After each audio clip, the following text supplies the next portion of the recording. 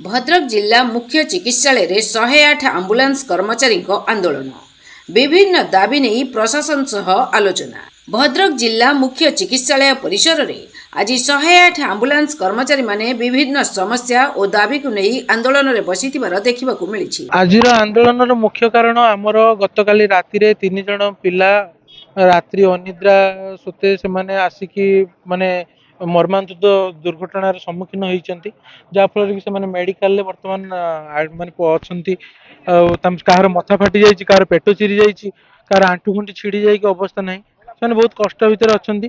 आज सेमानक भली आमे माने भी जणे जणे स्टाफ 108 रे तेणुकर आम मानक सहित भी एभली घटना घटी पारे तेणुकर आमे माने आज समस्ते जनधारणा देइछु लोक मानक सुविधा पई आमे माने सिना बंचिला आ काकू बंचेबो आज्ञा आम जीवन प्रति तो विपद अच्छे आम क्या केमिति रक्षा करिवो सर्विस रे बाधा करिया उचित नय आमे सिया को तांकर जहा प्रॉब्लम अछि लिखित आकार दियंतु हम ऑफिस रे ऊपर जणाउ। प्रथम कथा ला जो सीएल क्लस्टर लीडर होइले से माने आमे माडा खाइलु से माने फोन उठे तांकर काम कोन से माने काम ला तांको ड्यूटी ला हम ड्यूटी ला हम केस्ट नबु तांको ड्यूटी ला से माने रात सोई पारि ना हम केस्ट फोन टा उठेबे से माने सेना उठेले नाही ए सीएल ही एति डिस्टेंस तीन तीनटा पेशेंट धरि से आस्तला गला बेले ठीक होला आइला बेले काहे कि से कोठी रहइबो कोठी मो देबो कोन नाही ता सही परिबोनी मोबाइल की बारंबार फोन करछि ताको मेसेज करछि जे तमर चाकिर नाही ए बेले सब डिस्टेंस से तांको ना को सीएल विश्वजीत दास। जदि सरकार प्रकृति रे ए स्वास्थ्य सेवा को सठिक रूप से चलेबा को चाहुचंती तो हमर अनुरोध रहिबो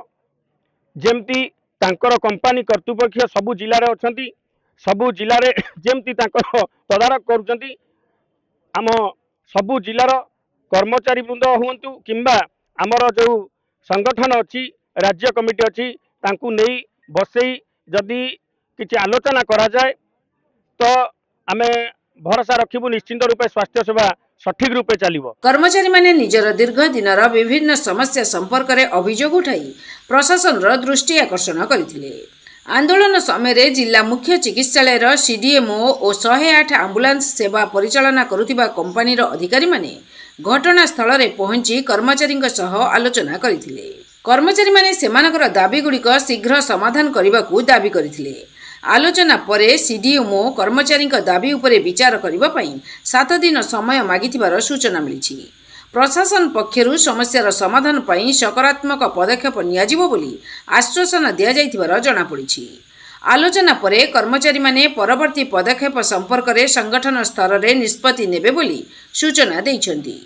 घटना को नहीं जिला मुख्य चिकित्सालय परिसर रे किछि समय पई उत्तेजनापूर्ण परिस्थिति सृष्टि होइथिले मध्य आलोचना परे परिस्थिति स्वाभाविक होइथिला। भद्रकरू पुनील कुमार सामंतଙ୍କ रिपोर्ट संपूर्ण न्यूज ओडिया।